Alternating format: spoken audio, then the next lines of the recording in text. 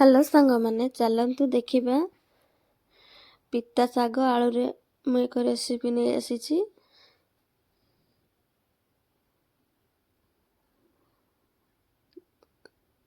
ଦେଖନ୍ତୁ, ମୁଁ ଗୋଟେ କଢ଼େଇ ବସାଇକି ଏଥିରେ ମୁଁ ସୋରିଷ ତେଲ ପକାଇ ନେଉଛି। ତାପରେ ମୁଁ ସେଥିରେ ଶୁଖିଲା ଲଙ୍କା ପକାଇ ଦେଉଛି। ଦେଖନ୍ତୁ, ପିତା ଶାଗ ଭାଜିବା ପାଇଁ ମୁଁ ଗୋଟେ ଆଳୁକୁ ଚୋପା ଛଡ଼େଇ ଚୁନ ଚୁନ କରି କାଟି ପିଆଜ ବି କାଟି ରଖିଛି। ତାପରେ ପିତା ଶାଗକୁ ମୁଁ ସେଇ ପ୍ରୋସେସରେ ଚୁନ ଚୁନ କରି କାଟି ରଖିଛି। ଦେଖନ୍ତୁ, ମୁଁ କଢ଼େଇରେ ଫୁଟଣ ପକାଇ ନେଲି।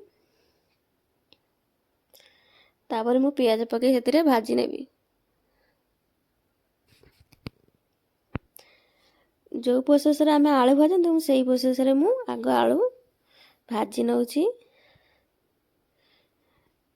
ଦେଖନ୍ତୁ, ହଳଦୀ ଲୁଣ ମୁଁ ପକାଇକି ଆଳୁକୁ ଭାଜି ନେବି।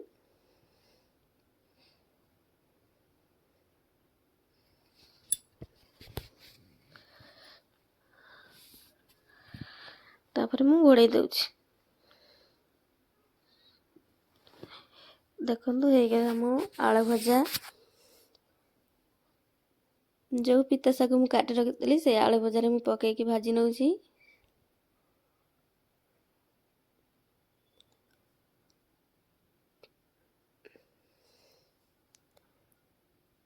ଦେଖନ୍ତୁ, ମୋ ଆଳୁ ପିତା ଶାଗ ଭଜା ଆପଣମାନଙ୍କୁ କେମିତି ଲାଗିଲା?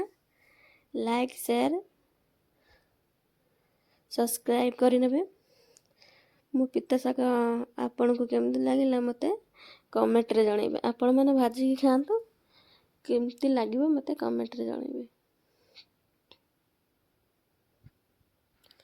ରହିଲି, ନମସ୍କାର।